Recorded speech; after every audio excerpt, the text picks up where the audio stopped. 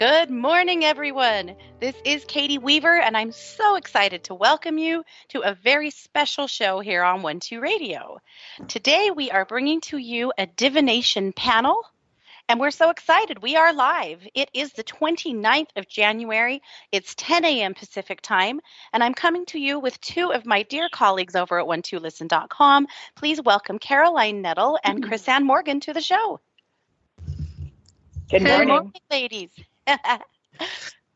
I'm so excited that you guys are willing to join me. So I got a hit, I guess. Let's call it a hit last week when I decided that it would be awfully fun to go ahead and do a panel. Every once in a while, it's fun to do a different kind of show. And I was thinking about divination because divination has such a rich history. And I'm a huge fan of divination. It's been something that was a beginning part of my journey, and I'm excited to hear about yours as well. But I felt like this would be a fun topic to not only to bring to the table, but also to, really discuss at length. And so this is a 2-hour event, so it's going to be great. We will take a 5-minute break in between hours. So we're going to talk for 55 minutes. We'll take a 5-minute break, and we'll come back for 55 more. So that's what's happening. Towards the middle to end of the second show, we will be taking readings out of the chat room. And so if there's something that you would like one of us to address or look at, throw it up in the chat. We may or may not get to you. I can't make any promises, but we'll do what we can. So also, if you want to come and join us in the chat room, and you've not joined before, head over to 12radio.com. That's number 2radio.com. Click on the chat button and you'll be redirected into the Facebook chat room. Now, if you've not joined before, you'll want to ask for entry, and our talented and valiant producer, Scott, is standing by. He will gladly let you in the room. So you'll see a banner at the top of the page that is the advertisement specifically for this event. That's where all of the chatting is happening. So join us. We would love to see your smiling faces in here. We're excited. We're so excited. I'm so happy to be here. Yeah, I'm thrilled, and I thank you both for coming along with me on the ride. You're both good sports to volunteer to join me on this wild adventure. So thank you. Mm-hmm. Before we totally dive in, I always like to just check in. So, Crisann, how are you doing? I'm doing awesome, but I will be honest. I have a question here. Yeah. I see a 1-2 Radio group and a 1-2 Radio page. Where do I need to go in order to do readings for the good people? To the group. The group. Got it. I'm there. Yep. I'm there, y'all.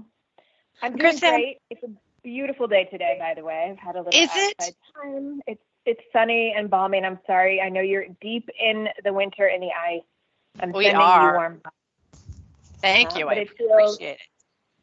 Very springy and wonderful, and I feel really tingly and ready to do this. I'm excited. I feel like there's going to be some good stuff happening today.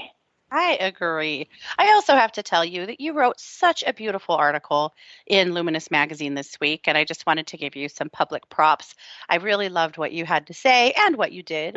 But, the crux of it is that you had a homeless girl show up at the complex that you manage, and you really went the extra mile to help her and try to understand her. And it sounds like it was a strange and challenging situation, but you really, you went the extra mile for her. And I really loved what you said and what you did. So thank you for that. Aw, I appreciate that. Near where I live, we have a big homeless population, and the city there's no safety nets for these people, and the housing crisis is real. But when somebody comes in to try to commit a crime, I kind of always feel like people who are less desperate are less prone to doing desperate things.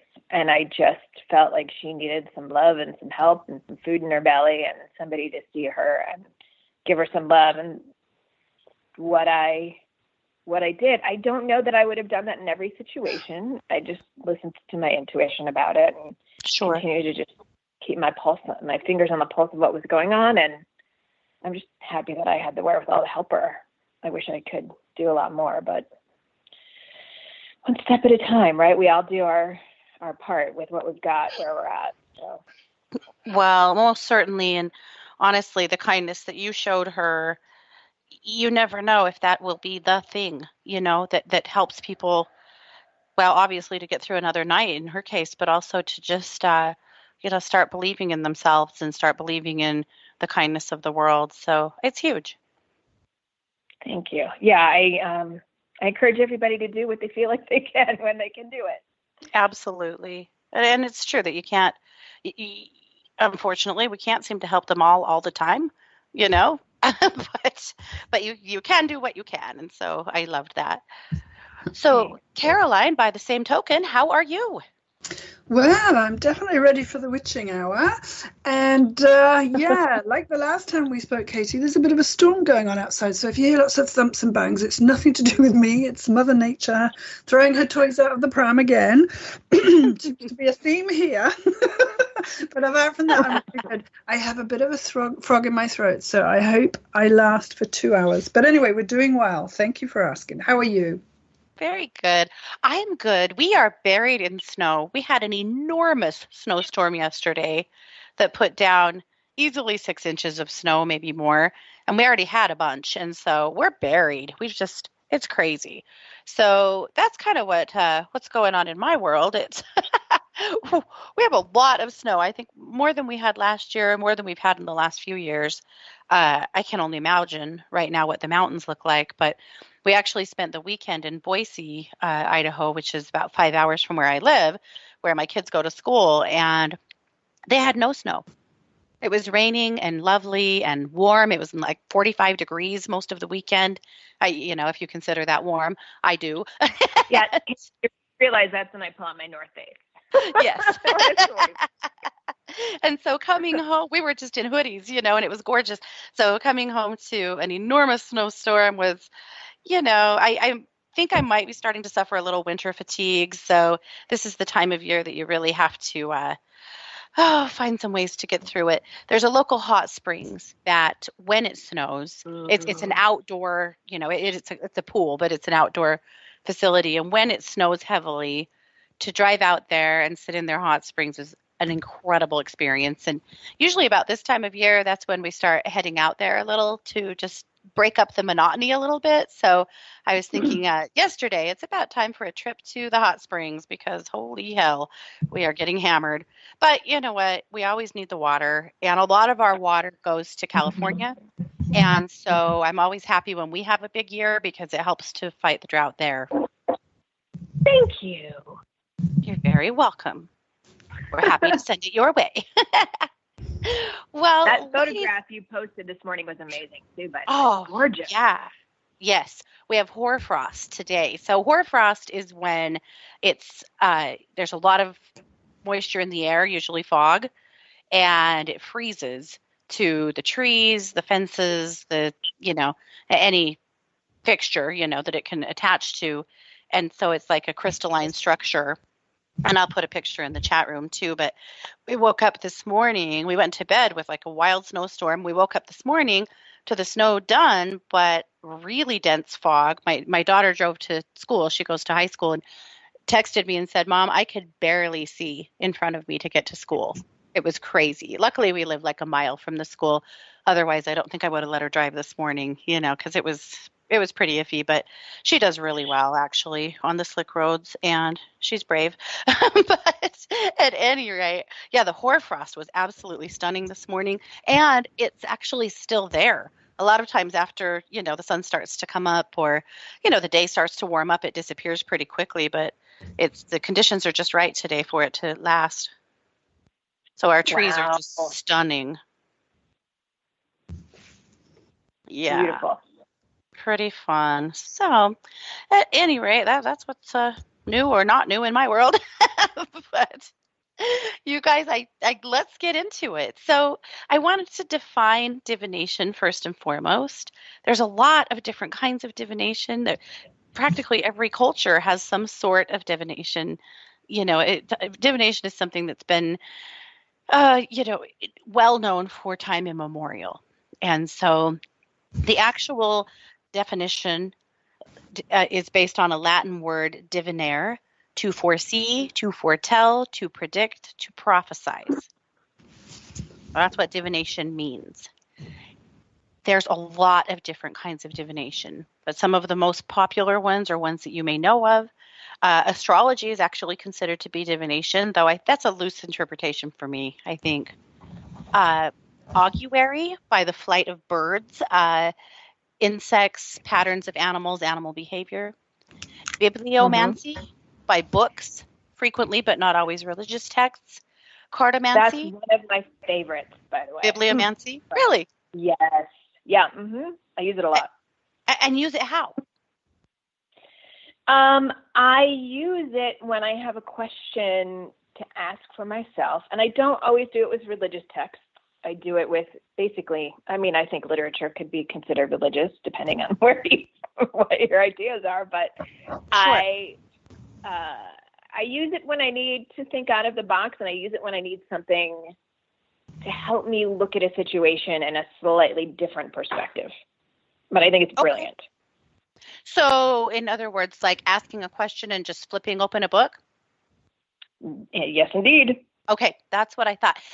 Kathleen Peterson, that's a 1-2 Listen advisor and host here at 1-2 Radio, has a book that is used exactly that way.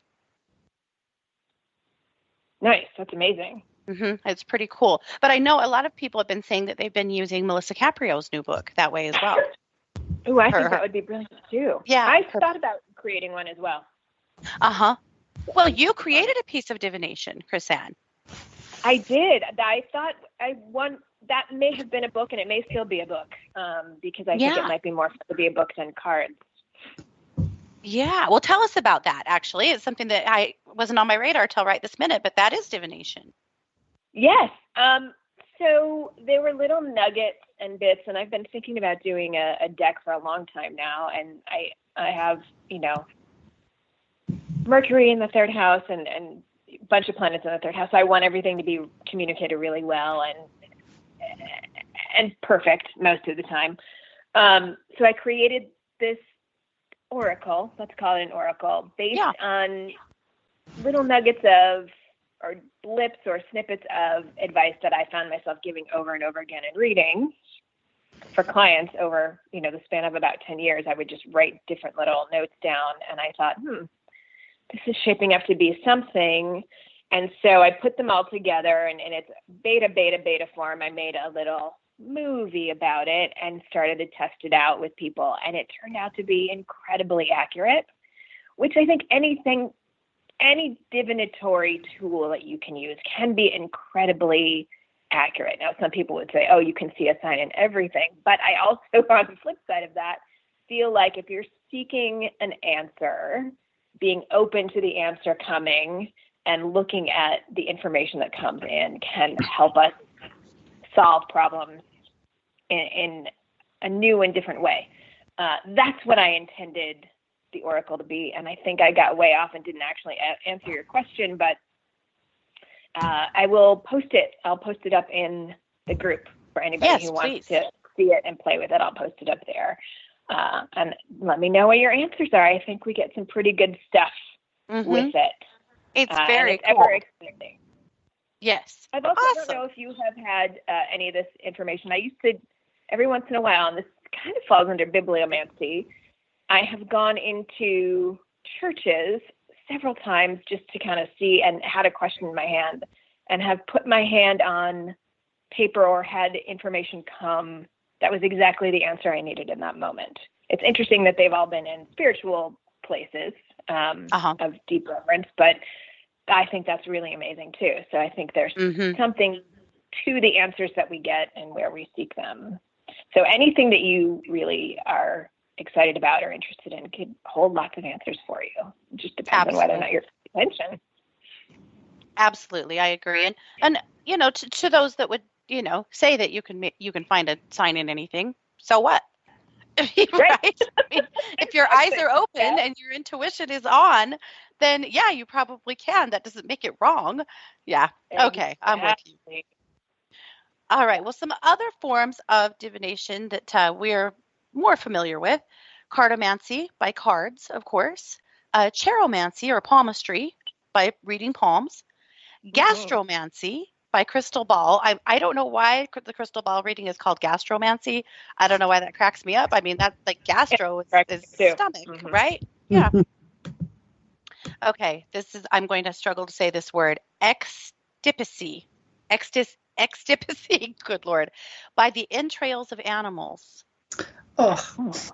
Yeah, I've never done that. Now, why isn't that gastromancy? I mean, right? That is gastromancy, by God. True. Yeah, I've never done that one. Isn't that what they do in Stardust, that movie with all those fantastic actors? They slit open an animal and read the entrails. It's disgusting. But anyway, that's what they do. Yeah. I Ching divination, of course, using the I Ching, which is considered a form of bibliomancy. I'm not sure why, actually. That is the casting of sticks, coins, or perhaps bones. Casting, of course, is its own form. Casting is a form of divination that was well known in the Bible, actually. Oh, wow. Numerology by numbers, of course. Oreomancy by dreams. Onomancy by names. Ouija, we'll talk about that. Necromancy, let's not. Did you know that there is a really great divinatory form called Victorian glass spinning, which was the precursor to Ouija? Really? And I've worked with it a bunch. It's fascinating stuff. But it's also well, we can get to this in a minute, but it's also really important to hold a lot of reverence for these things. But we can get to that in a second. I didn't mean to interrupt you. I just get excited. No, you're good. You're very good. Okay, let's see. We'll get to the last of these, and then we'll dive into a few of them. Rabidomancy, divination by rods. Rune casting or runic divination, of course, by runes. Scrying by reflective objects like mirrors and pendulums. And others, of course. I mean, there's also reading tea leaves or coffee grounds. Casting lots, which is, we talked about that. That can be dice. That could actually be bones. It could be sticks. There's all kinds of casting, of course. The pouring of oil into a basin to observe the formation of bubbles and rings in the receptacle and reading those. Shooting arrows and, naming a spot for them to land. One that I thought was very fascinating, I've read about this a couple of times, several times, but in Old English lore, young women taking acorns and writing the names of various gentlemen suitors on the acorns, sitting them on the hearth, and whichever one pops first is the man that you're supposed to marry. Oh, wow. Yeah, which I think is kind of fun. So that's just a few. I mean, there is so many more. Of course, there was a time when animal sacrifices were a part of divination, reading the entrails or reading the amount or kind of blood flow, the way the animal transitions. All of those things were used in some way by seers or oracles in some cultures, which is not necessarily done at this point, but it was done in Greece and many other cultures. But the Grecian practices I was reading about this morning, kind of interesting. And then, of course, also in the Middle Ages, they tossed grain, sand, or peas out into a field and then read the patterns after the substances fell to holding a question and throwing, casting something out into the field and then reading the pattern. I thought that was pretty fascinating. In France and Germany, they would take slivers of wood and remove the bark from one side and then throw them into the air and then read the pattern as they fell, and also helping to determine their answer by whether the bark was face up or face down. Oh, wow. Yeah, pretty interesting. Flames leaping up on the hearth indicated that a guest was coming in the French culture. Lots of interesting things. And that's just a toe dip, right? I mean, that's a tiny bit. Oh, yeah.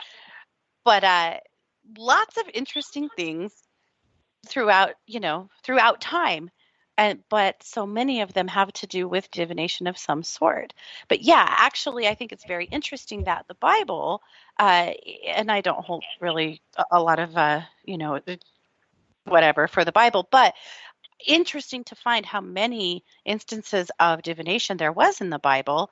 But then, of course, at some point, the church, as it were, got away from divination, and then it became actually some kind of a sin, But at any rate, it was a thing at one point. Yeah, and what's really occurring to me isn't it interesting how, we used to use the stars as navigation and whether or not the crops were going to fail, and it just shows how there is a real tendency for mankind to want answers that they don't think that, we don't think that we can get ourselves. So we go to, I've even been asked to read flowers before, which I really did think, what? But actually got some really great messages from roses and forget-me-nots. And very, very interesting. But yeah, I just think it just shows this real intense need for us to ask questions of something greater than ourselves. Would you agree with that? Mm-hmm. Yes, indeed. There is Sonia Choquette has a quote about, and I can't give it to you exactly, but she has a quote about using divination tools as a form of fun. That these are spiritual play. And because she was talking about one of her books, she was talking about how, some people were looked down on using divination tools and see them as a crutch or, something silly. And she was saying, why? Why can't we have fun? Why can't we have spiritual play? But also, divination tools help you to get out of your own way. Yeah. That's so spot on. And I do that myself too. I have some dear friends that I read for, and I'm so close to them that I often will use a divination tool to keep myself honest and to get out of my own way, so that I'm preventing myself from just allowing my emotional wishes for them to be influenced by reading. So I will use them to keep myself on the straight and narrow. That I love that. And I do that too. And even with long-term clients, that I read for very often, sometimes I'll go, you know what, let's pull some cards. I just want to make sure that I'm out of the way, because I think it does help you to if you feel any kind of attachment to the outcome, you should use something outside of yourself or connected to you, right? Yes. And because we love them all so much. I mean, I don't know about you ladies, but I just come to really care for and love all of my clients. So yeah. When I say that I'm actually thinking about you and what's going on in your life, it's true. Not like in a creepy stalker way. Right. But you do care. Yeah, absolutely.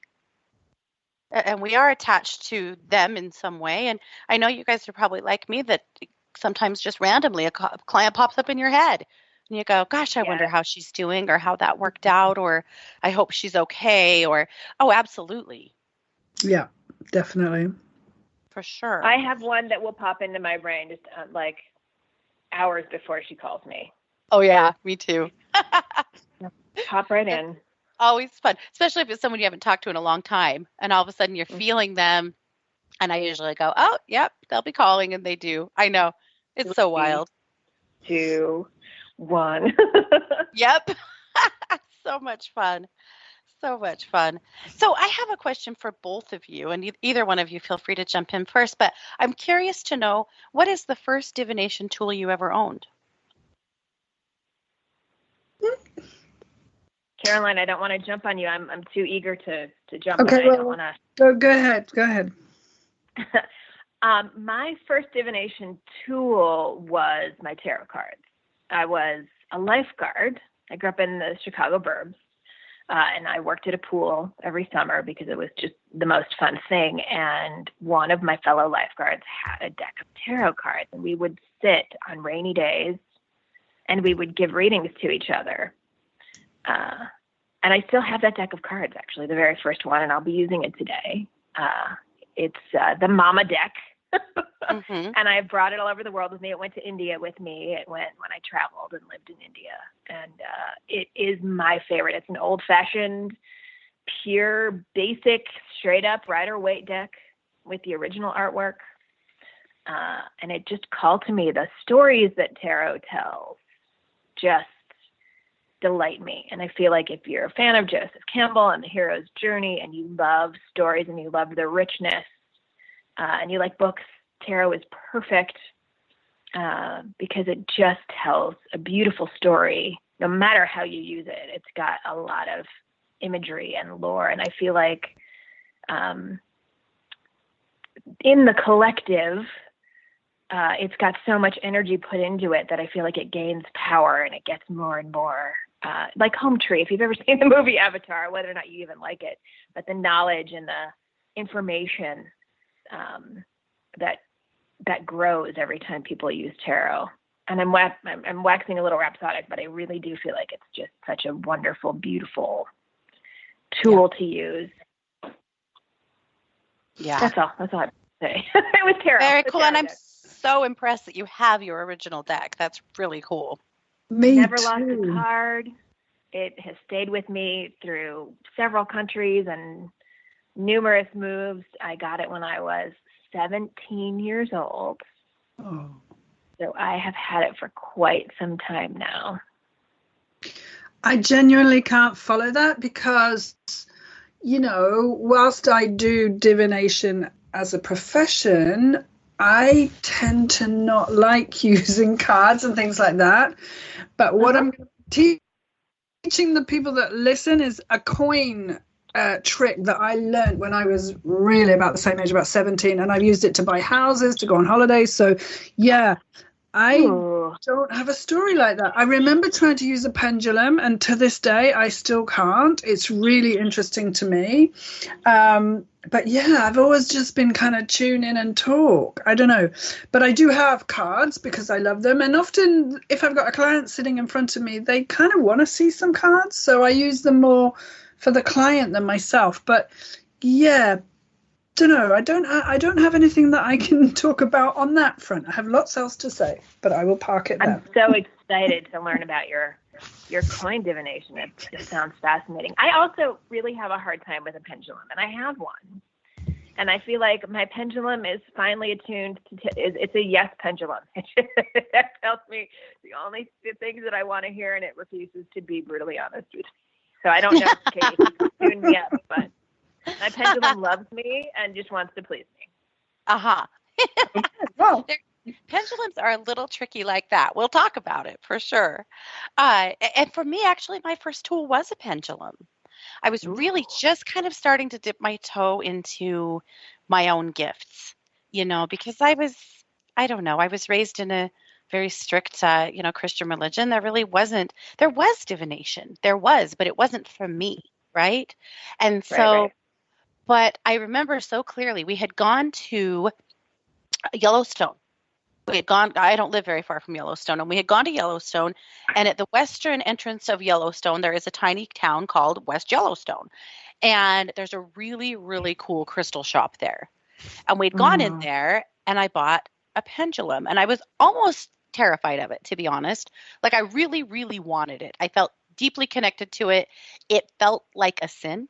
Like this was something that you weren't supposed to do.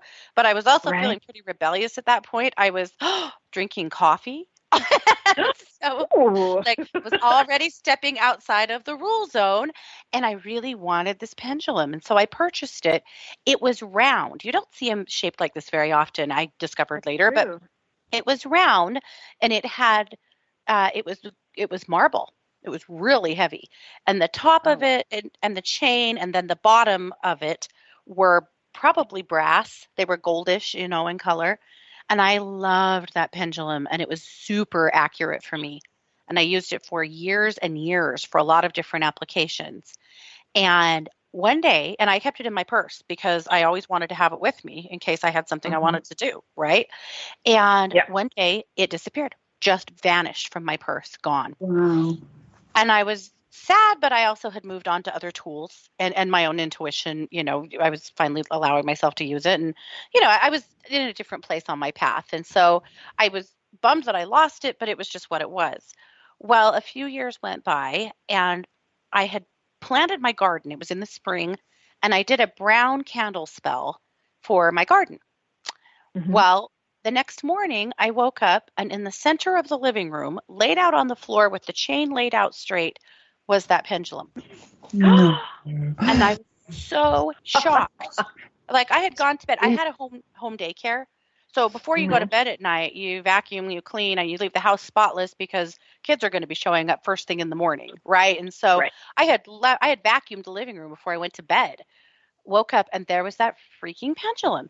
And so I really looked back into why, and the answer that I had received was that in my brown candle spell, I had connected with the fairy realm and that it was fairies that had stolen my pendulum in the first place. And that in connecting with them, they returned it because brown candles and brown candle spells are connected to the fae, which I didn't know that until that happened. So anyway, the pendulum was back and I was so happy to have her. And she worked super well for me for a few years. And then guess what? She disappeared again and I've never seen her again. The fairies wanted her. That's so cool. Isn't that crazy? I hope she shows up again at some point and I can just be like, oh, my long lost friend, but I don't know that she will. Yes, Jan so what says. does it mean? Oh, go ahead. I'm sorry. Oh, I said Jan says Katie was a hellion in her youth. Oh, you know it.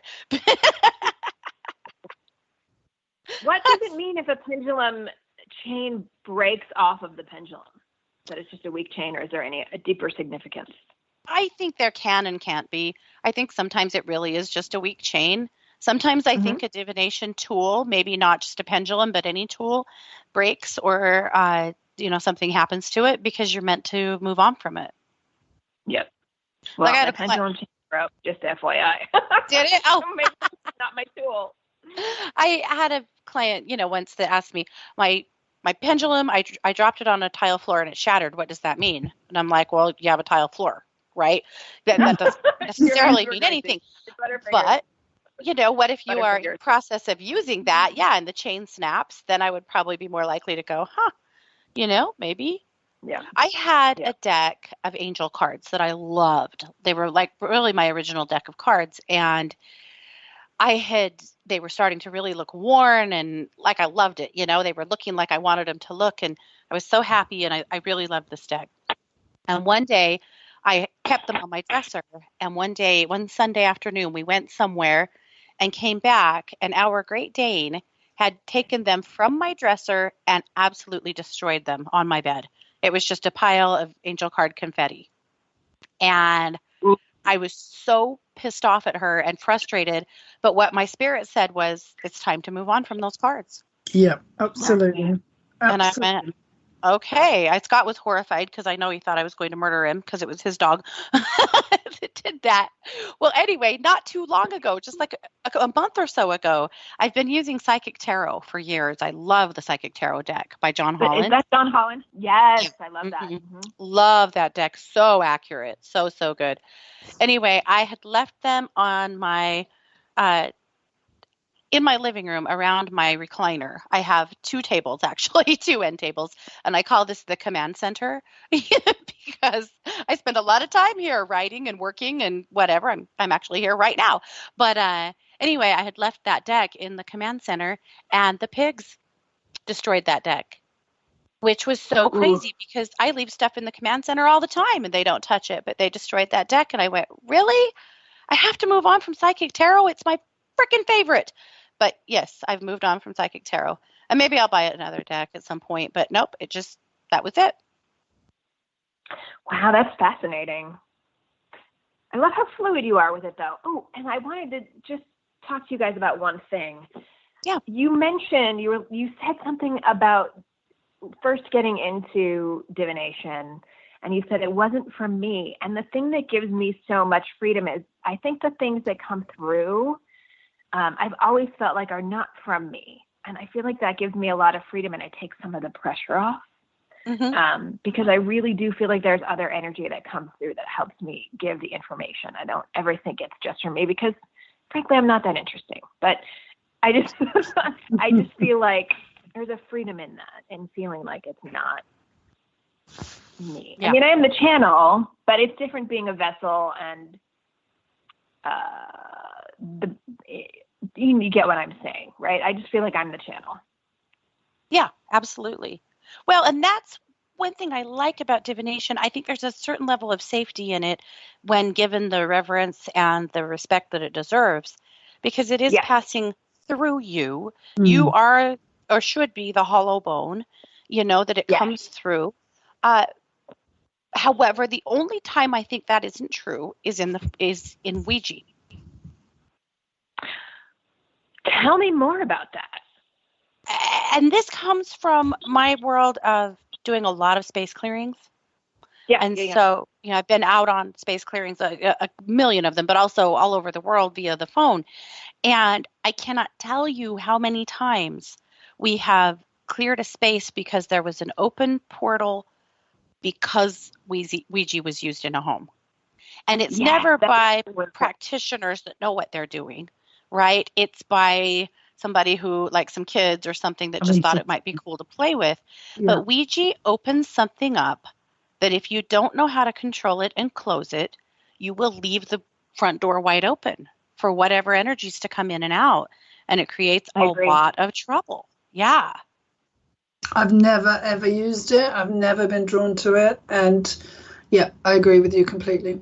I mean, and it's not that I'm saying Ouija's evil or that I'm not, because I think the tool itself is not. It's what you're opening up. But also, you may think that you're talking to your great grandma, but maybe you're not. I think it takes a certain level of intuition and discernment to be able to really know and trust what you're doing. So yeah, that's my only caveat. Years and years ago, when we had our store, because I had a metaphysical store for a long, long time, a friend of mine came in and she said, I am in a panic. You have got to help me. So here's what happened. Her daughter, who was in 7th grade, and some of her friends got a hold of a Ouija board.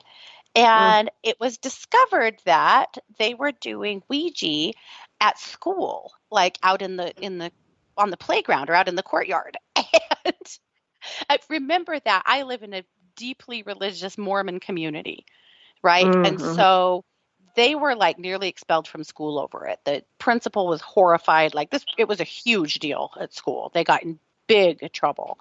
And they took their Ouija board, they threw it away, right? So, and all the kids got a big smackdown from their parents. That's, whatever they said about it. I'm sure it was frightening. And anyway, well, a couple weeks later, the same girls got in trouble at school again with a homemade Ouija that they had put together because they didn't want to stop. And so mom, my friend, she drags her daughter into me and she's like, you have got to help her. This is terrible. And so I talked to her about it and I'm like, so what is it about Ouija? What's the draw? And she said, I just like being able to talk to my spirit and I don't want to give that up. It makes me feel lonely. And I went, oh. So we have this deeply intuitive, empathic kid who discovered a connection here that she wanted to keep going, right? So I went, what if I teach her how to use a pendulum instead?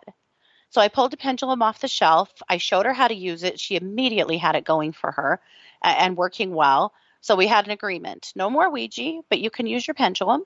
Just be careful with it at school because people don't understand, So that was the agreement. 2 days later, this adorable little girl comes in the store with this really nervous, wigged out looking dad. And they're both looking around the store, looking, and I'm thinking, they're not my normal clientele, right? And I was thinking, what the heck are these two looking for? So finally I talked to her and said, can I help you? And she said, yeah,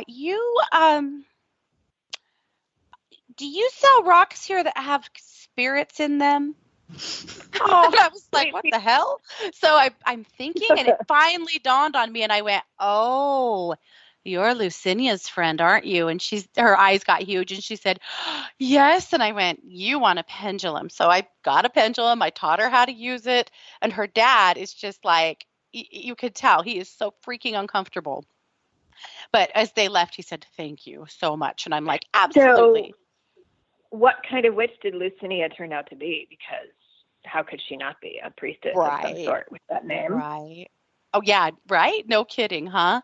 I have not been in contact with this family for a few years, but she was a pretty amazing kid. I had a deep connection. Actually, she was in my daycare when she was a baby. And so I've known her kind of on and off for many years. So I don't know. I hope our paths do cross again. But throughout the next couple of weeks, I had the same experience with several other kids. But at that time, I got wise to them. So as soon as they walked in, I'd be like, I'm guessing you're here for a pendulum? Yeah. Anyway, so I sold probably 6 or 8 pendulums to these girls, and they were using them instead of doing Ouija, which anyway, that story has always just cracked me up. That's a great story. So on that note, anybody want to chime in on, and actually, you actually already answered this question, Caroline, that pendulums have never worked for you. Crisann, any kind of divination that you didn't like or didn't work for you or just turned you off? Besides animal entrails, I think we can all agree on that. Maybe. Yeah, I've cut back on my animal entrail use. I feel like it's not quite as accurate as my mermaid cards that I have. Actually, those mermaids, I was given a pack of Doreen Virtue's mermaid cards. I may have to go grab them out of the drawer because they're ridiculously accurate. I've never, this deck, there's something about this particular deck. It is the most accurate deck I've ever worked with. It's shockingly good. Which is surprising. Have you ever had that? Yeah. Well, and I thought it was like mermaids. You gave me a pack of mermaid cards. Because you know me, I try to be very practical. I mean, in this world, there's probably varying degrees of practicality, but I try to be very practical and ground all of my readings in reality. And I just didn't really know what a pack of mermaid cards would do for me. And they are remarkable. Mm-hmm. Remarkable. Their ideas are grounded and a little farther reaching than the fairy tale mermaid lore. But Caroline, I'm sorry, you were asking a question or chiming in. Sorry. Yeah, no, I'm really good at that, so thank you for that. But anyway, I didn't mean to jump on the end of you, but yeah, no, because I was really sitting there wanting the mermaids. That was what I was wanting, and I got given some fairy packs and exactly the same thing. I was like, oh, but actually my relationship with the fairies now, which is all elemental and just love it, and really, really just work very well with the elementals. But I just wanted to say to you that when I said I didn't really work with pendulums, I'm going to say something a little bit controversial, but I never have found anything that has really helped me to get messages. What I do, and I love to do, is after I've been talking for a little bit and intuiting, I say, let's pull some cards, and then the cards nearly always say exactly what I've just been saying. But I find, apart from my coin, which I use all the time, always have done, I haven't ever found anything that works for me. And I'm not saying that I don't believe that it works for you. That's not what I'm saying at all. But just for me, I think I just open my mouth and out it comes, and that's always been quite easy for me. So maybe that's why I don't find divination tools. Except one time I was at Avebury, which is more powerful than Stonehenge here in the UK, and somebody gave me some divination rods, and there was massive ley lines running through. And of course I was like, oh, nothing ever works for me. And I sort of put them forwards, and they went meow, and really went their separate ways. I was like, wow, okay, that's the first time I've really seen something with my own eyes, and it wasn't me doing it at all. It was really strong energy. So that's me. I think that you are incredibly lucky and also very very talented. A lot of people use divination tools and cards as kind of training wheels because they don't often trust their intuition to come through for them. I know that was my case for a long time, especially when I was first really getting started back when I was young. But kudos to you, Caroline. There's no reason for you to use divination tools if you feel like you're such a straight channel and you feel like the things that you're channeling are really, accurate. I think the one thing that as I was learning and as what I was studying with my mentor, Laura Day, is to keep a record of the things and actually use your gift. Obviously, you're using it all the time because you give so many readings and you're in constant contact with your clients. But until you really feel good about taking those training wheels off, divination tools are great. But I think that's wonderful that, you know what I mean, that you don't have the need to use them because you just feel like you can channel so directly. So good on you, and that's wonderful. Thank you, except I'm on a show for 2 hours talking about divination, I just realized. But anyway, I really appreciate you saying that. So maybe can I talk about this coin thing? Because I'm sitting here like, yay, I really want to do it. Is that not? Yeah. I think it's time. It's time in the show, but I think it's time. Yeah. Okay, so I want both of you, please, to think of a yes/no question. Don't tell me the question. Just think of something that you want a yes or a no to. Okay? When you're ready, just tell me. Can I say something really quick? Can I add just something? And I think it's really important. And I don't mean to interrupt you. There's so much that can go into asking a really good yes or no question. And so for everybody listening, I just want to, if you're playing along out there, asking good yes and no questions is very important, because sometimes we get caught in two-parters, right? Or we can sometimes that's true. Ask questions that are skewed to a negative outcome. Yeah. Like, am I going to lose all my money and be poor for the rest of my life? Like, no. Let's take a step, keep it more to, do I want this cheese sandwich or not? Yeah. There we are. Something really simple. Mm-hmm. Yeah, I think it's really important as people are learning how to do this to also really look at the questions you're asking. Yes. So I'm going to zip it. I agree with that. Because I'm so excited for the coin. Now, the only problem is I'm English, and we have the Queen's head and then some weird fancy thing on the back. So whatever your heads and tails is, I'm sure you know what that is. Okay, so have you got your question, Crisann, sorry. I was yapping. Okay. I didn't form my question yet, Katie. I do. Yes, I do. Katie does. All right. Well, let's give Crisann a few seconds to come up with something. And like she said, you can play along at home.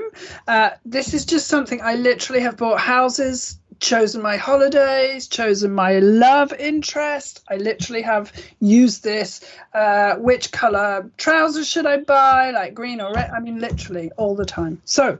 I love that. Are you with us, Crisann? I am with you, and I do have my question. I do. So, nothing. So, in your mind, you've got your question. And I'm going to say heads is yes and tails is no. Okay? Okay. So, both of you, heads is yes, tails is no. So, what I'm going to do now is flip the coin. And when I tell you what the answer is, I want you to feel how you react to what I say. So that's the whole trick here. Okay, so heads is yes, tails is no. Okay, I got tails. How did you feel when I said that? I don't feel surprised, but I'm not happy about it. Okay, and Katie, what did you feel? Disappointed, but not surprised. Yep. Okay, so both of you now know that whatever you wanted, you didn't get, so you do want the other thing. Do you see what I'm saying? So let's say I want do I want a cheese sandwich? If I flip it and it's not what I want, I get an automatic like, oh. And it's that no that I listen to, because I know I actually wanted something else. And it's so simple. It's so simple. I can't control how I react to the answer, so heads or tails, but I trust implicitly when I go, yay, all right, I really want that. And sometimes I kind of realize that I wanted it anyway. I don't, like it changes my mind. But most of the time, if I get a, oh, then I know I really do want it. And if I get a yay, then I know I'm choosing the right way. And I literally have bought houses that way.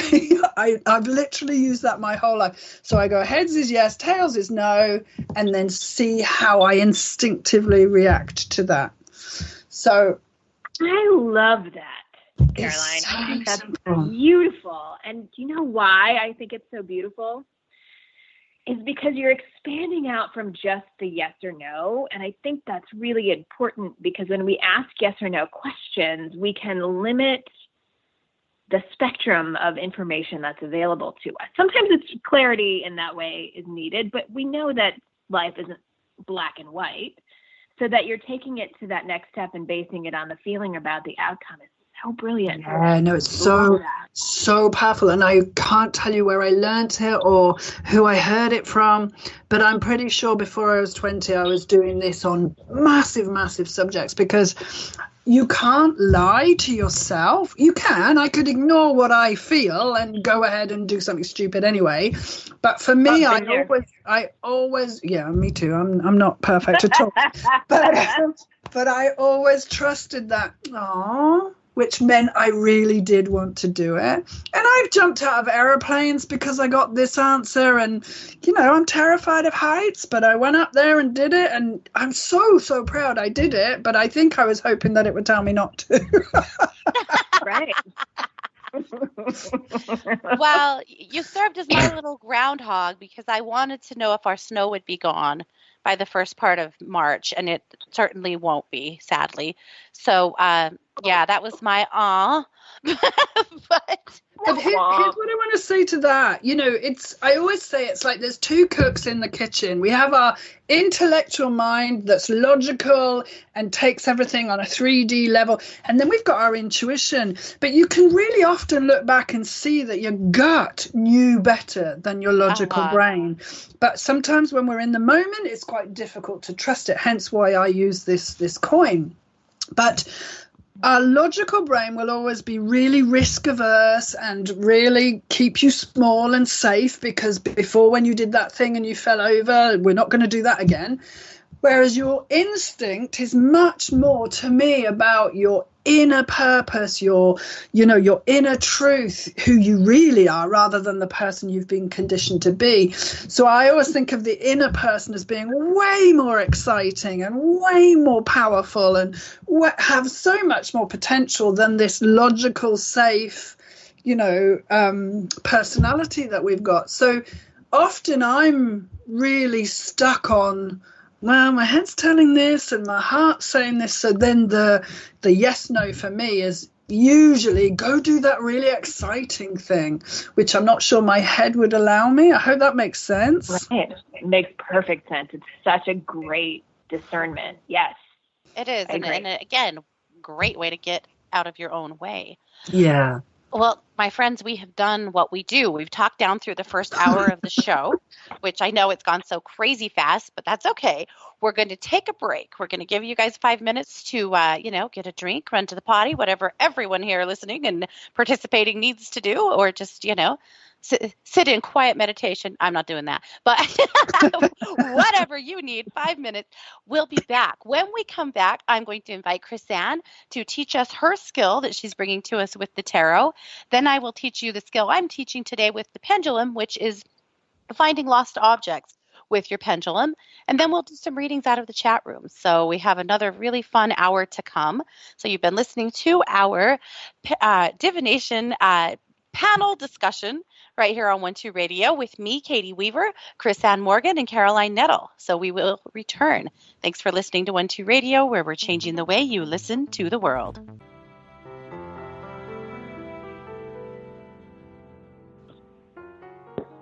Hey, everybody, and welcome back to the second half of our Divination Panel Special. This is Katie Weaver, and I'm here with my two co-panelists, Crisann Morgan and Caroline Nettle.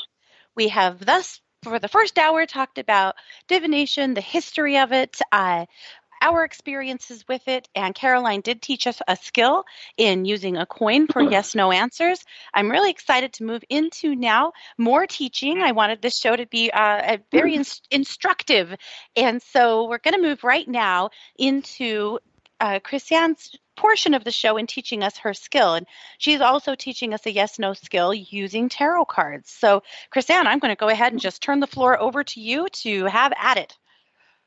Okay. So for this particular tarot exercise, I recommend a regular Rider-Waite deck, or a facsimile thereof, because I know there's a bunch of different flavors of decks that people are coming out with. But it shouldn't just be like, my Mermaids and Dolphins Oracle deck. It must be an actual 78 card deck.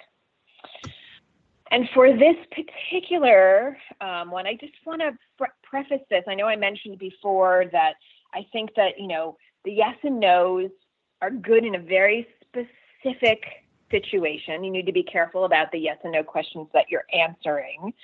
I also have a couple of just rules of thumb, best practices about doing a yes or no reading. You have to be disciplined. If you get an answer that you don't like, don't keep drawing cards. Accept the answers as they come if you're asking. And also, don't ask questions if you don't want to know the answer. Basically, in general, it's a good rule of thumb. And I've done that. I'm like, oh, I'm not sure I want to know that answer right now. You also have to be really discerning how you ask your questions. Sometimes we can ask two-part questions and you'll get a crap answer. You just won't get an accurate answer, right? And you have to really make sure that you're asking clear questions. One thing that I do that kind of tails onto the skill Caroline taught us with the coin is, will I be happy if scenario? And I do find that the word should, and if you ever read my articles on Luminous or read my blog, you know how I feel about the word should. We shouldn't should on ourselves. Don't should on yourself.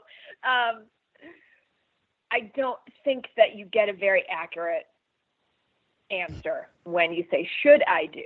Because Spirit's not going to tell you if you should. That's not the kind of data that you'll get back. And if you ask a garbage question, you'll generally get a garbage answer. So with that said, grab your tarot deck, and I'm going to instruct you. We're going to pull out the major arcana. And if you know what those are, that's cards 0, actually, because of the Fool card, through 21.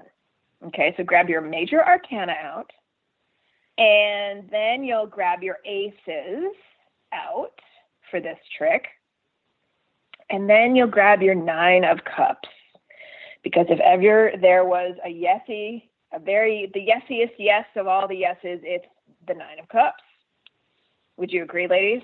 Or Caroline, I know you're not really down with the tarot, but those of you who are tarot fans know that the 9 of Cups is a super fairy godmother of the tarot deck. There's a bunch of different ways you can do yes or no readings. You can do it without separating cards out. You can just flip cards. If it's reversed, that's a no. If it's upright, it's the yes.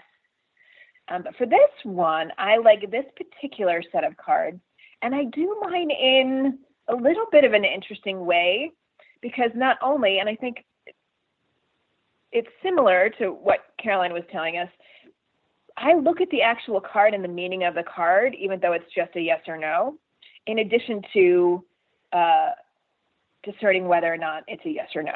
So for this particular exercise, I'm going to give you, and I can post this later as well, your yes cards.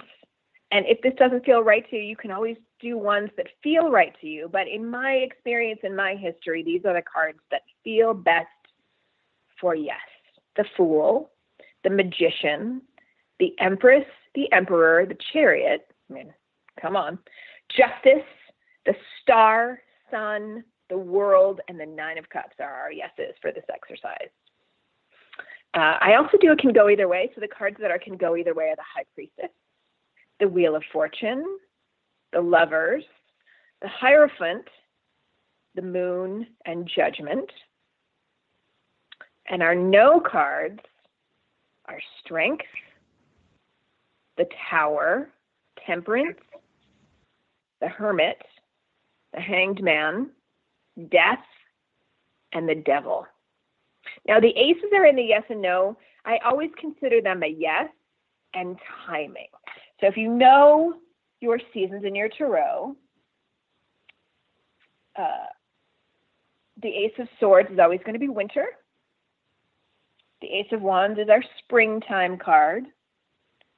The Ace of Cups is our summer card. And the Ace of Pentacles is for autumn. Okay, so those are our timings. They're always a yes and a when. Okay. I'm going to pop back over to the chat really quick to see if anybody has any questions about that. Let me see here. Where are we? If anybody has a question or need clarification on that, shoot me a little note in the chat right over here. And Caroline and Katie, are those clear for you? Sure, they're Yeah. Yes. Yep. Got it. Would you like to, you don't have to say it out loud, but go ahead and think of your questions. And I will set my laptop down now. And Can it be a when question? Say again? Can it be a when question?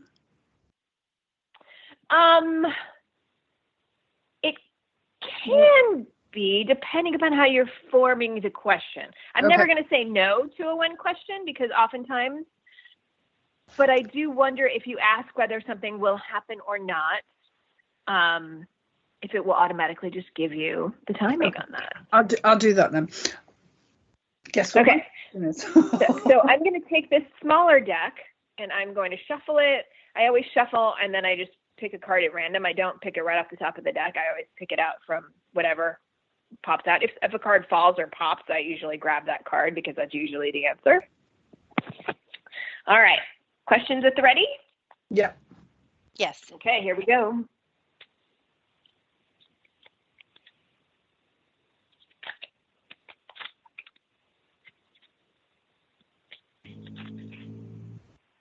Ooh, we have a can go either way, and we've got the High Priestess.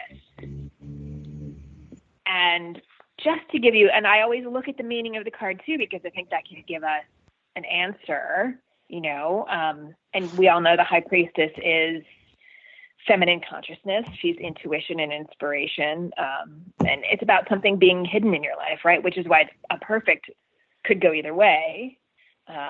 There's something mysterious or a secret, and you may need to get into your memories or your dreams of the past. You have to rely more on your intuition when the High Priestess card comes up, rather than using your intellect. And you have to remain open for information that comes in from your unconscious, even sometimes a dream state. With this particular card, you really can break through anything hidden or unclear by using your intuition and using it with the thought of breaking through. So did that answer your questions, ladies? And how did that hit for you? It hit just right for me. Do you have anything else to share at all without revealing your question? It made me, okay, so my question was, because I make orgonite, stuff. I make all kinds of orgonite and flower charms and things, and I sell them in my Etsy store. And there is a store that I had been considering putting some pieces in on consignment. And I've kind of had a hard time getting my shit together and getting stuff to them. And not too long ago, I had a really weird dream about taking stuff in there on consignment and having a really uncomfortable situation. And honestly, like, it's not a huge decision. We're not talking about a lot of money. It just, I don't know. I just had a weird, but the other part of me is like, that's crazy talk. Like, they want your stuff. These are your friends. Like, what are you talking about? And so I thought today I'm going to ask this again, because I just poured a bunch of new pieces and I'm just trying to decide, do I want to just put them on my own store? Do I want to take them down there? What do I want to do? So I had asked again, do I want to put some things here on consignment? And, and I was relying on your draw, the High Priestess. And I went, okay, so it could go either way. And really that just kicked me back to the dream. Like, you already have the answer. You just need to quit overanalyzing it and just realize either no, or the timing isn't right. But right now, no, don't do it. I think it's also really important to know that when you're asking a yes or no question, it's really good for the present, right? It's all of the potentials that exist right now. And because we make decisions and we have free will, what's true today in a yes and no reading might not be true next week, because life happens. And so it has to be in the moment, and it's ephemeral, the yes, no. It's like, I don't think they last. I think you need to redo yes and no questions daily or by week based on what's going on. Absolutely. Well, you bring up a really important point about divination in general, right? Divination in general is a read on the energy of the trajectory that you are on right now. Exactly. And that absolutely can change. If you make a different decision or someone else involved, if we're talking about a situation that has more than you involved, also, meaning that if you get an answer you don't like, that doesn't necessarily mean you're locked into that. I was just going to say that. Yeah, the next question needs to be, how can I change this? Or can I change this? Or what do I need to know about it? Or whatever, But yeah, divination answers are never set in stone, whether it is through a psychic reading or it's through, using a divination tool. The future is yours. And most of the time, you can affect the outcome by changing something. Yeah. Even just your mind. Yeah. Or your underwear. That was my apology. Absolutely. Well, but that is the point of a psychic reading, right? Whether you're using divination or you're using, intuition or whatever tool, that this is what I'm seeing now. If you follow the same trajectory you're on, this is the outcome that is most likely. But you can always reach in and make a change. Always change it. And that, I love that we're talking about this, because as advisors over at the 1-2, and Caroline, I still want to know if the little read there worked for you at all. But I think it's really important that people remember not to don't give away your power to me, to Katie, to Caroline, to any reader that does a reading for you, because we're just reflecting back the energies as they exist in the moment and all the potentials that exist for you. And I never want anybody to just kind of abdicate taking action or making a change or embracing just based on, what a reader is saying to you. And then in addition to that, it's like, you can also ask a yes and no question. I think this is important too. You can ask a yes or no question, and you can say, oh yeah, am I going to buy a house? And the reading says, yes, you're going to buy a house this year. But then you sit on your butt and don't take any of the steps to go find the right house and do the right thing. And it doesn't happen. And you're like, oh, that psychic was wrong. Right. And it's like, well, look, were you going to buy a house, or was the house going to buy you? Right? I mean, yeah. Absolutely. So what about it, Caroline? Oh, yes. So, yeah, spot on for me. I was like, will I find the land in March? Well, that's dependent on what I do, what happens, what transpires, what comes my way, what the universe wants. So that was totally spot on for me. Thank you. You are quite welcome. It's my pleasure. That's kind of the entire exercise. I think it's just really important to keep it concise. You can also ask, would I be happy if, can I change it, is also a really good question to ask if you don't like a particular answer. And to actually look at the meaning of the card that you get and ask a follow-up question if things don't seem clear. Well, what else do I need to know here? This doesn't make sense. Yeah. And so that's my fun yes and no trick. Yeah. And I use it a lot, actually. I use it quite a bit. I love it. Fantastic. If you guys have any questions about how she did that, or, if there's anything you want to clarify, please put it in the chat room. We're all keeping an eye, and we'll definitely help you there. But Crisann, thank you. That was awesome. I have never experienced that technique before. That was great. Mm-hmm. Thank you. I'm happy to share it. Awesome. All right. Well, I'm going to move on then to pendulums. So I want to teach you guys how to use a pendulum to find a lost object. And this technique came to me in a couple of different ways. First of all, I in a prior incarnation of this lifetime, Scott and I were repo agents. We repoed cars. And and it came to us in an interesting way through some friends who, worked at a lending institution and had asked us just to help them get one car that actually we wanted to buy from them. And we helped them repo it because we wanted it anyway. And then they went, well, you guys did an awesome job. Do you want to just keep repoing? Because we don't really have a great agent. And what it turned into was that we were the people that the banks would call when no one could find something. When a vehicle had been lost for 6 months or so, and nobody had been able to come up with it, they'd call us and we would find it. And the way we were finding it was that I was using a map and a pendulum and running things down. And here's the thing about it, and I'm not completely proud of this work, to be totally honest with you. It was exhilarating. Legalized car theft is pretty interesting, to climb in somebody's car in their driveway and drive away with it with the police's blessing, However, we saw a lot of really sad things. There were times when we found a car and opted to not take it because the situation was just so terrible, but for the family involved. And in the time that we repoed, and we were making awesome money doing it, our income went to hell. And I realized, I finally said to Scott, we have to stop repoing because the energy of it is destroying our own finances. And it was. Yeah. And that's when we quit. But anyway, so there were ups and downs, but and you can judge it or not or whatever, but it's what it was. But I got really good with my pendulum and with finding lost vehicles, and that's how that was a part of it. The other part of it was that in working with my kids, with my little psychic kids, and when we owned our business, had our store, I used to teach weekly groups for psychic and intuitive kids. And I would always turn it into games and fun because, that's what kids like. And that's frankly what I like.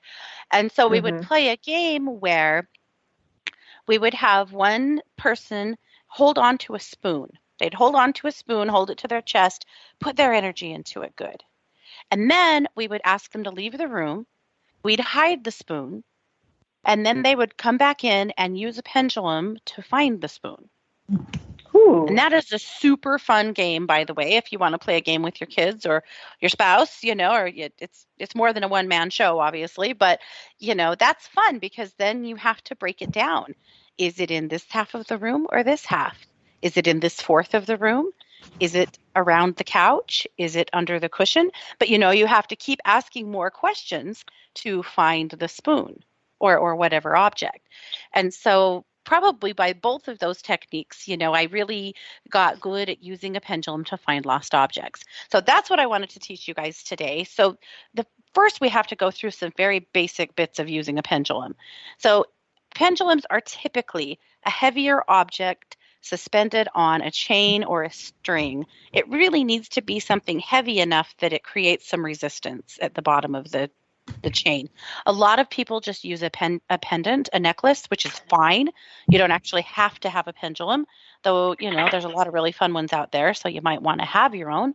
But if you just have a necklace, a pendant on a chain, that's totally fine as well. When you first get a pendulum, you should always clear it so that it contains your energy, right? So you can clear it by smudge. You can clear it by putting it in the moonlight. You can clear it by just washing it and holding that intention that you're going to wash away anyone else's energies but yours. You can clear it by putting it in a dish of sea salt overnight. So you guys decide if you do an energy modality, you can certainly clear it through Reiki or another energy modality. Totally up to you. But does selenite work as well too, Kitty? Absolutely, yeah. Yeah, a selenite plate or a selenite tower to sit it with. Yeah, because selenite is salt. Yep. And so clear your pendulum first, and then you need to attune it to you. And so you do that by blessing it. Hold it in your heart, put your hands over it, and just really picture yourself pouring your energy into that pendulum. And I like to give it a little blessing, that I'm attuning this pendulum to give me accurate answers, to be attuned to my energy and to my guidance, and to always work for me, or something along those lines. You can bless it however you feel guided, but that's the point of it, right? And then I always recommend that people keep their pendulum on them for a while, in your pocket, or wear it, or keep it in your bra or something so that it's on your person, so that it just really takes on your energy.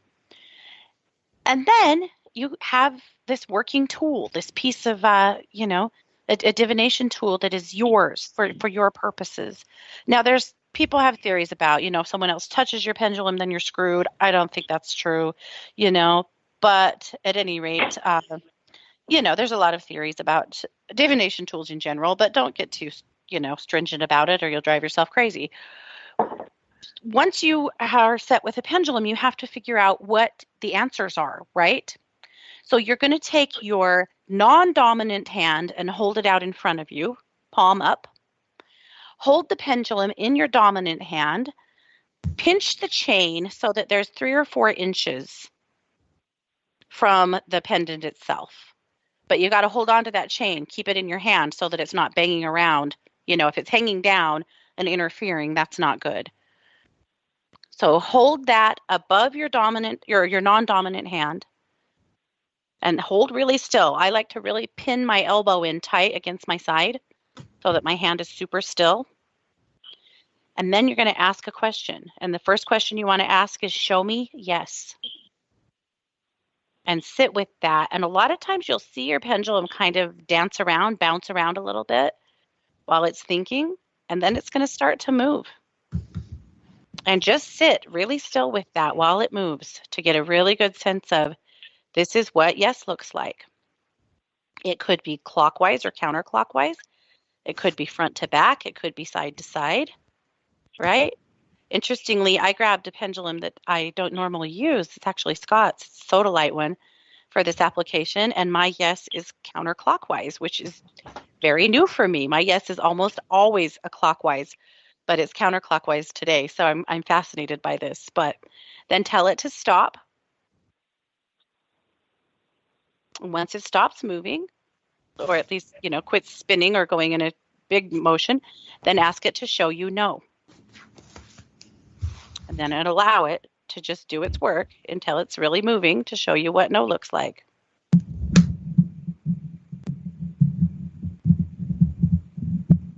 And again, it should, it'll be a different action from what your yes was, but then that's what that action is. And in this one, my no is clockwise. So there's no right or wrong answer there, right? That's different for everybody. But once you have your yes and your no set, and you know what that answer is, and by the way, anytime you use a different pendulum, or if you haven't used yours for a while, just ask again so that you really have a good idea. And once you've seen your yes and your no's, now you're ready. So, for example, we have Cindy who's looking for some lost earrings. And she's not sure if they're in her house or not. She thinks they are. So, Cindy, obviously the first question you would ask are the earrings in my house? Right? Are they in my house? So that would be your first question. And for any of you, if you're looking for a lost object, if you don't know if they are, say you lost your wallet and you're not sure, is it in my car? Is it in my house? Is it somewhere else? Those would be your first questions, right? Is it in my house? Is it in my car? Did I lose it in a public place? Those would be the questions you ask. So let's say that we narrow it down to, yes, it is in your house. Okay. Get a piece of paper and draw a quick map of your house. It doesn't have to be detailed, right? You just want to have basic, these are the rooms. And then draw a big cross right through the center of that so that we're separating the house into 4 quadrants. Once you've done that, now we can start narrowing it down. So you'll hold your pendulum above your map in the first quadrant and ask, is my missing wallet in this part of the house? And you'll wait for the pendulum to give you an answer. And then you'll move on to the next one, and the next one, and the next one. It should tell you what quadrant of the house it's in, right? And then you'll take that quadrant and draw a cross through that. So now you've narrowed it down even further into 4 more smaller pieces. And then put your pendulum over each one of those quadrants and narrow it down, narrow it down, narrow it down. And now you've got a tiny piece of your house to search in. And then you can draw another cross through that, or you can just start working in that room. Say that it narrowed it down to your bedroom. Okay.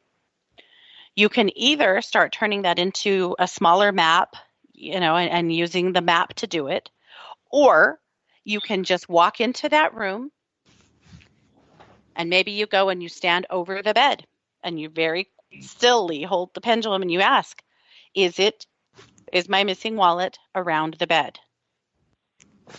And then you would move on. Maybe you hold it over the dresser.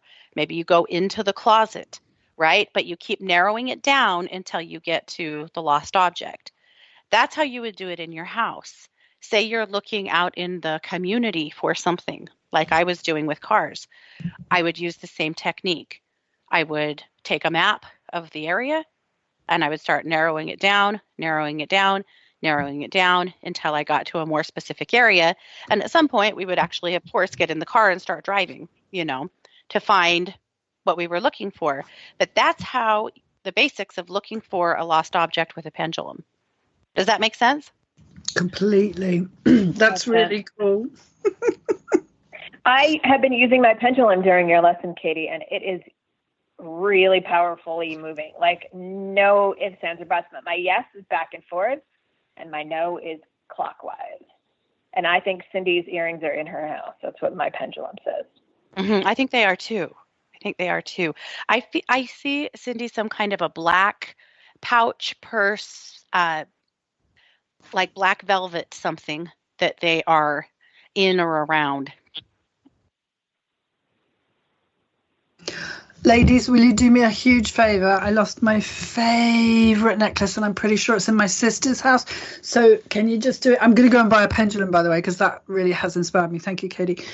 Is my pink rose quartz in my sister's house? Can you see if you get a yes or a no for that?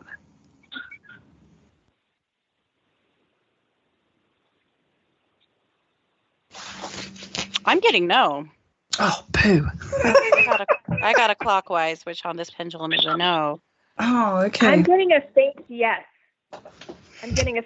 So I wonder, Katie, if it's nearby, like if you lost it outside or in the garden. Caroline, could it be in her car? No, I remember losing it, and I lost it before the fire, so I know it wasn't in the fire. And I was sleeping in her attic when I lost it, so I was sure it was up there somewhere. But maybe it's in the garden. You're right. I'm going to go and look. I wonder too if it's actually outside. Well, let's ask the most important question: is it possible for you to find it? My pendulum is thinking; it's doing that bouncy thing. And I get a strong yes on that you can find it. It does exist out there somewhere. Thank you. I'm getting a strong yes on that. Mm-hmm. Yeah. I want it back. I love it. But that's the thing about using a pendulum or cards or anything is narrowing down the question, right? Yeah. Narrowing down the question. So asking the truth of it is it lost forever or is it something that you can find, right? Mm-hmm. So we're getting a yes that it is something that you can find, and occasionally the answer is no. And you kind of got to go, well, damn. Okay. I guess I'm moving on. Right. Thank you, ladies. I'm smiling from ear to ear. Thank you. You bet. Good luck. Now, and Carolyn, I wanted to say something about, because, you had said that pendulums have not worked well for you in the past. No. And that is something that Scott has experienced as well, that he can't get a pendulum to spin for him. He can sit and hold one forever. It never moves. And so I thought, well, maybe like his palm chakras are blocked. I did energy work. I worked every direction. Here's what we finally discovered. Wooden pendulums work for him just fine. Okay. But metal pendulums and crystal pendulums do nothing. Thank you. Okay. Isn't that interesting? So try a different medium. The other question that people ask about pendulums all the time is, what if I am just affecting the answer? And, Crisann, you had alluded to that, and I've heard that from people a lot, and myself. Oh, so, I think there's a fire alarm going off. I might have to leave. Oh, my goodness. Oh, no, it stopped. Wow, that's pretty weird. Anyway. Oh, what a day. Well, if you are worried that you might be affecting the outcome of the pendulum, get out of the way. And here's what I mean by that. Hold out your hand, put the pendulum above it, ask the question, and then close your eyes and think about something completely different. So maybe I'm asking the pendulum, should I take this trip or should I go to this place? And then I'm going to let the pendulum do its work, and I'm looking away, I'm closing my eyes, and I'm going to think about what I'm cooking for dinner. And I'm going to give the pendulum, 5 or 10 seconds to think and start moving. And then when it does, I'm going to turn around and look back at it for the answer. Sometimes it's just about getting out of the way. Because I do think that you can make a pendulum swing any direction you want, right? You have to be a Sure. hollow bone. You have to allow the energy to flow through you, not you trying to dictate it. And we're all a bunch of control freaks, that want to do that. And so anyway, you really do sometimes have to find a way to move yourself out of that space and give the pendulum the room to work. But also, Crisann made a really good point earlier on in the show. It's like, if you're just learning, be kind to yourself. It takes a long time to learn to drive a car, and it can take a long time to learn to get out of your own way and do, get a clear answer and all of that. Because sometimes people give up before they've even started. I've really seen that in my journey. They're like, well, you can do it and I can't. Well, how long did you actually try for?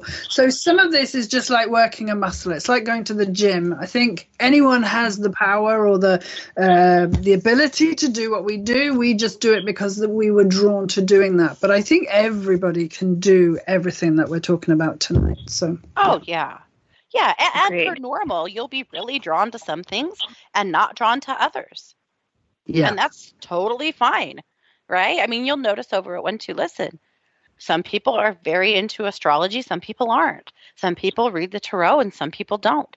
Some people are into numerology and other people aren't.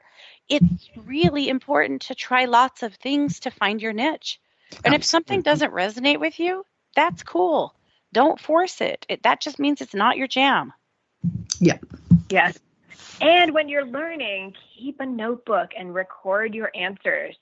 Because and one of the best techniques when I was learning about how to reinforce, that's what it feels like when I'm in the channel. Not only can you remember how you feel, but you can actually look at all of the ways that you were right.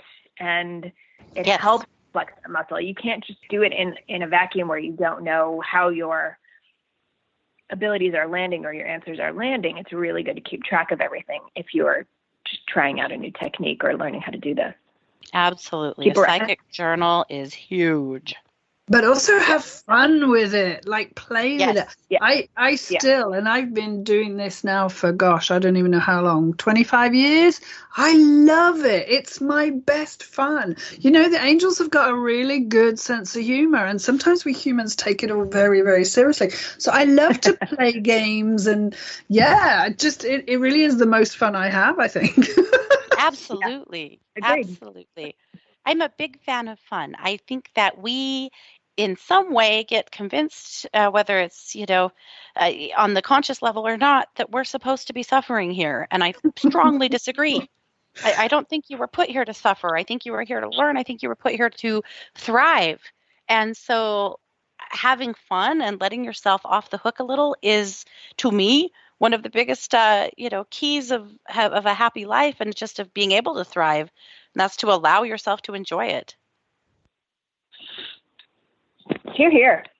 Hey, so should we do some readings in the chat room? Yes. We're running out of time, I think. But yeah, we're there. It is definitely time. So here's what I'll do, you guys. I'm just going to throw a question out there, and you can just pounce on it. This is how we used to do it with the Psychic Sisters. For years and years, we had 3 or 4 of us on a show at a time, and it definitely takes a little, organization so that we're not just all talking at once and so that we can do our very best work. So here's what I'll do. I'm just going to throw a question out there. If it's something that you really want to take, grab it and let me know, and then I'm going to move on and throw another one out there for someone else, and then we'll come back and provide answers. How's that? Cool. Oh, Katie, really quick. Yes. I'm so sorry to jump in with this. You said something, and you blessed your pendulum before you started. And the one thing I forgot to tell everybody is before I work with any of my divination tools, I always say a ritual prayer. And it's really simple. It's just, all powers around me, I give thanks for your assistance. Please protect me from all negative energies. I value and appreciate your guidance, and may the truth be revealed. You can do any version of that, but it's really important to have reverence and to bless your tools and to be in a clean space and not, throw your divination stuff next to the spilled spaghetti sauce from last night's dinner, and have respect for the tool. And I find that if you give it that reverence, you get a lot more mileage. Absolutely. That's all I want to say. Thank you for saying that. I appreciate that. That's awesome. Yes. Okay. Let's dive in. So Mary would love to have a message from her mom or dad who have crossed. Anybody want to grab some mediumship?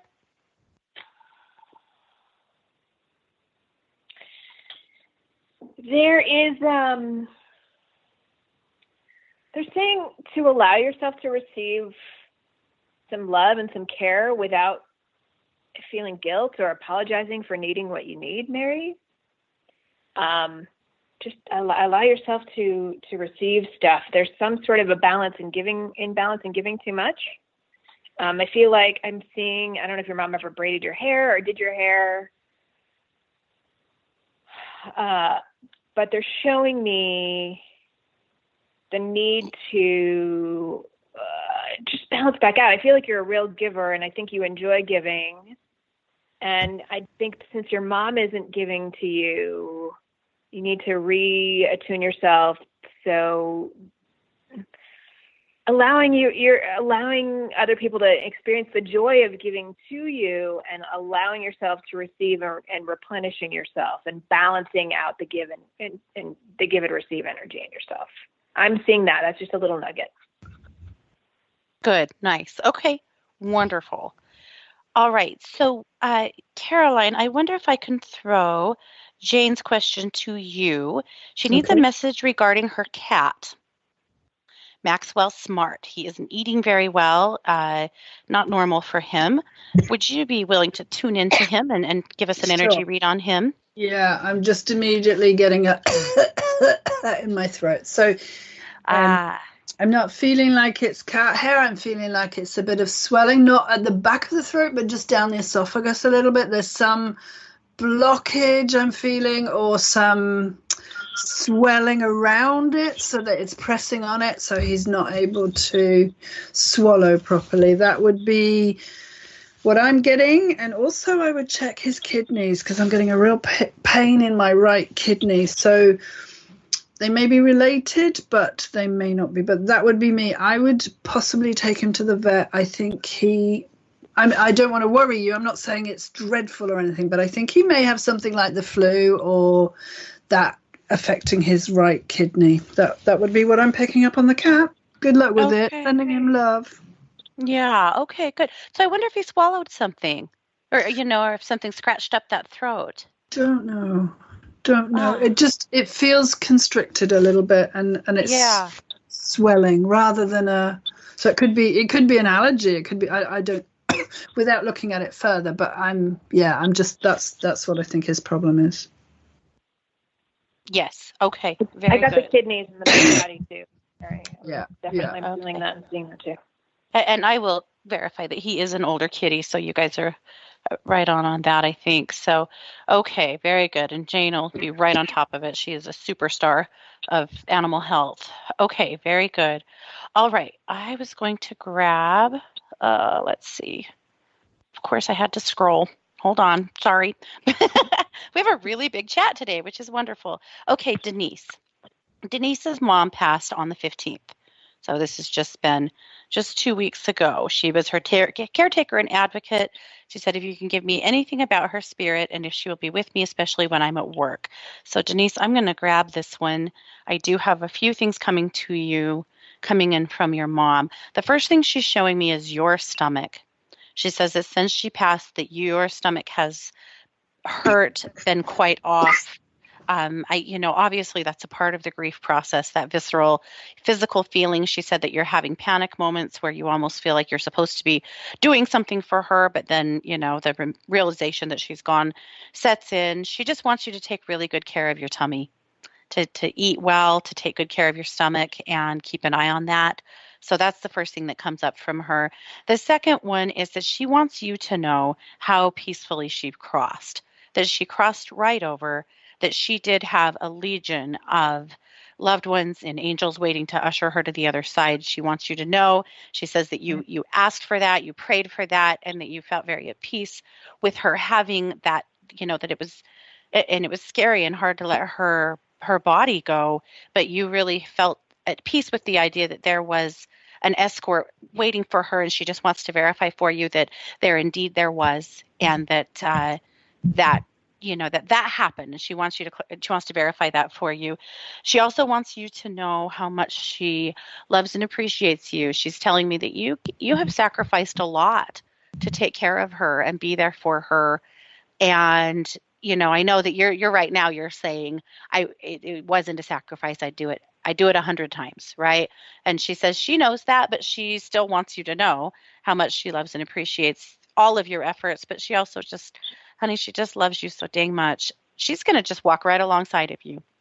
She wants to show me that she's been touching you, and she thinks that you've maybe felt it, but it's happening at the very back of your neck and at the very top of your head. So if you have these moments where you almost feel like your hair stands up a little bit, or you feel like a little chill up your back, that's when she's actually been putting her hand on you, because she wants to make sure that you know that she's there.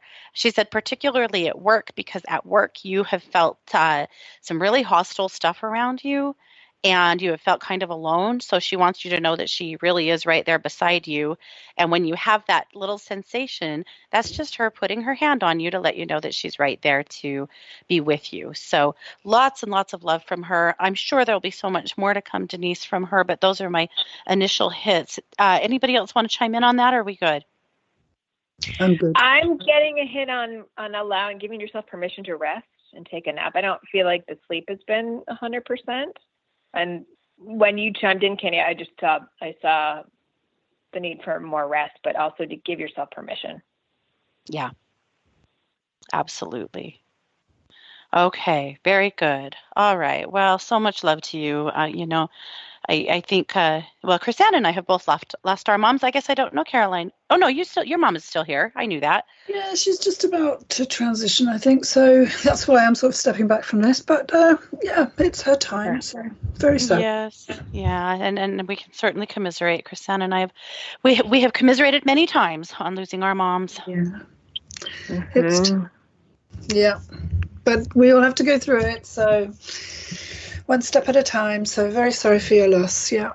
Yeah, absolutely. Yeah. Okay. Well, let's keep moving. Cindy would just love a general message. Let's see. Crisann, can I throw that one your way? Absolutely. Happily. A general message for, did you say Cindy? Cindy, yes. Cindy, general message for Cindy. I think you've been working really hard, Cindy. I think that you have really been, you have a major work ethic, right? But I also do feel like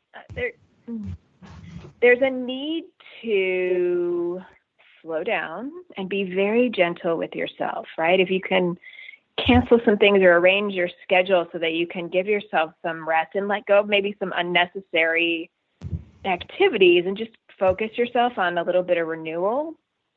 I kind of want to give you a hug, and I want you to, really pour on a little bit of the self-love and maybe say, I love you. I promise to treat you with respect and give you care because you're wonderful, right? You don't need to rush around. If there's any urgency that's unnecessary today, maybe just think about whether or not it's absolutely urgent that you get these things that you put on your to-do list done, and maybe let go of things that you could, that aren't necessary. No busy for busyness sake. And wow, they're showing me that you deserve to receive the good and the gentleness in all the ways.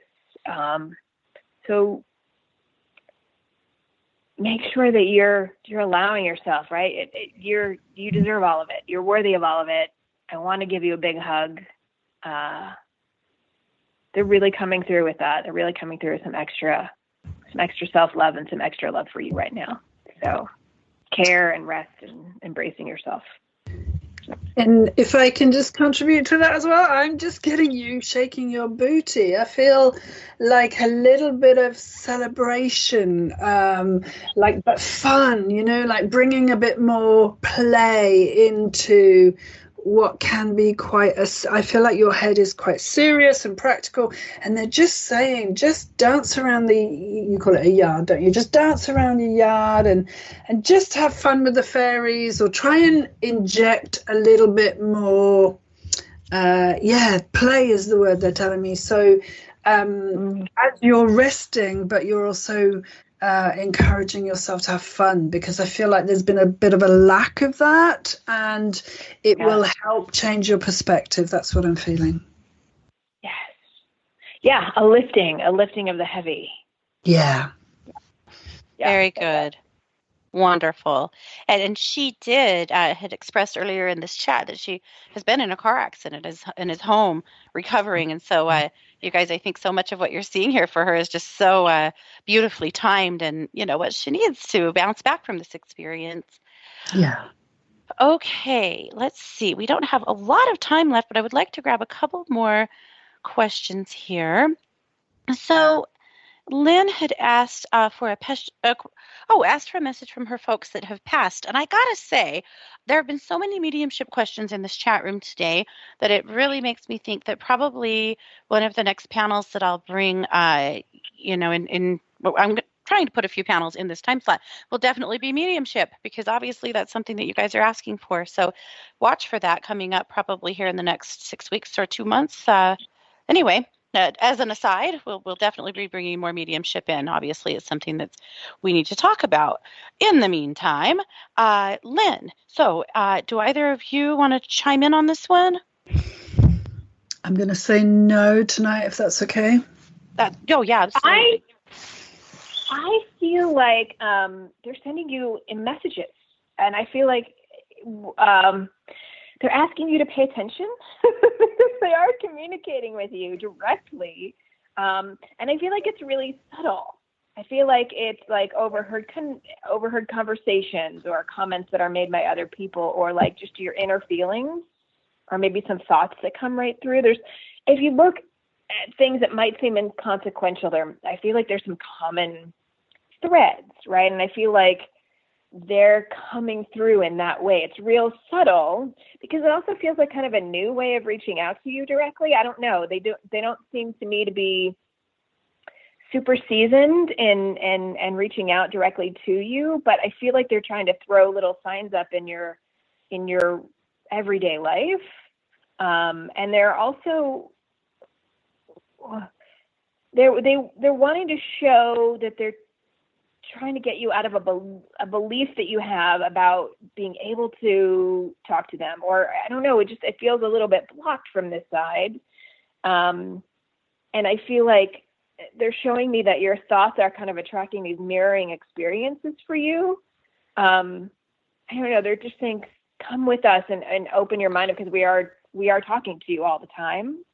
And an actual specific message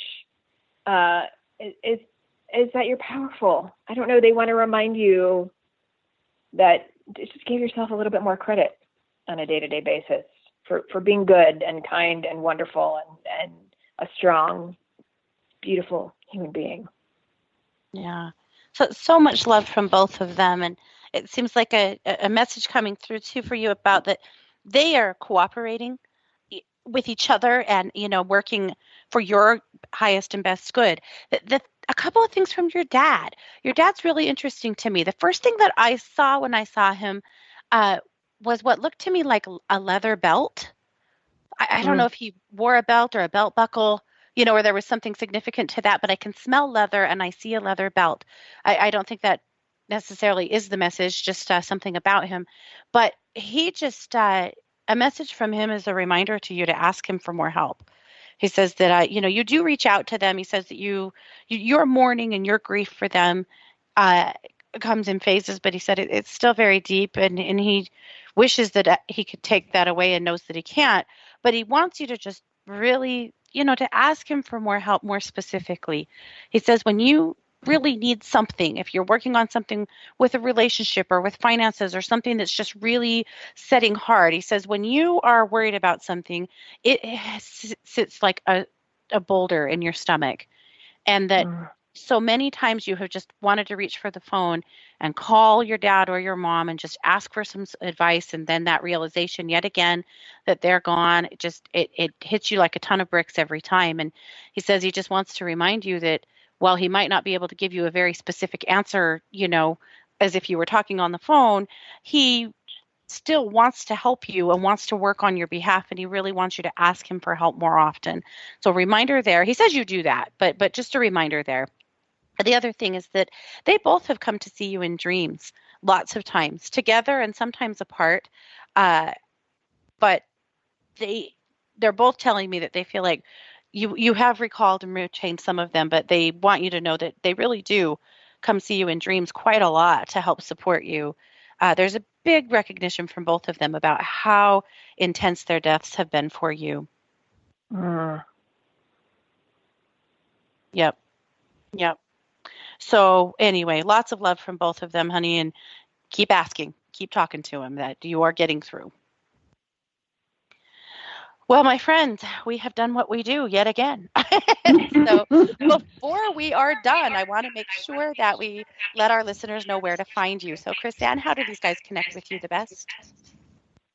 You can find me at my website, CrisannMorgan.com. I'm obviously always on 1-2-Listen if you want to pop over and get a reading. My Instagram is called This Intuitive Life. You can find my writings in Luminous Magazine. I do have a Facebook, Crisann Morgan, as well, a Facebook page that I post most everything on as well. So, and Twitter, This Intuitive Life. Perfect. All righty. And how about you, Caroline? So I'm mainly available on 1-2-Listen. So that's for angel readings. And then if you would like to avail yourself of my healing services, that's under email-based services. So just take a look there if you're interested. And I am on Facebook as Spiritual Growth Tools. So come take a look. And I'm also setting up a new market garden. So I'd love some love on my page, which is Wild Nettle Gardens, which is a new page on Facebook. So go take a look and see what I'm doing. Thank you for having me on the show, Katie. I've really enjoyed it. You're very welcome. Thanks for being here. So a couple more things to note. Obviously, you guys can find me over at katie-weaver.com. You can sign up for my daily readings there. You can find me for readings, all of that good stuff. We didn't mention, and we should, we're on sale today for Hump Day over at 12listen.com. And so if you would like to expand on a reading that you had today, ask more questions, have a reading, come find any of us over at 12listen today or any other day. We would love to read for you, but we are indeed on sale today, so that's kind of fun. I am not going anywhere. I will be back actually in our next hour. As it turned out, I am also a guest today on The Long Road with Kai Greenway. So you guys are all going to be sick to death of me today, but that's just how the cookie crumbled. And so please stay tuned for The Long Road with Kai Greenway, of course, followed by Postcards to the Universe with Melissa Caprio. And then Raven will be wrapping up the day with Down the Rabbit Hole. So much more great radio to come. Thank you for being here. Thank you all, you both, for joining me and giving us 2 hours of your precious time. I appreciate you so much. And thank you all for playing. Keep an eye out. We are going to be definitely running a few more specials and panels right in this time slot here in the next few weeks to come. So lots of good stuff happening. You've been listening to 1-2 Radio, where we are changing the way you listen to the world.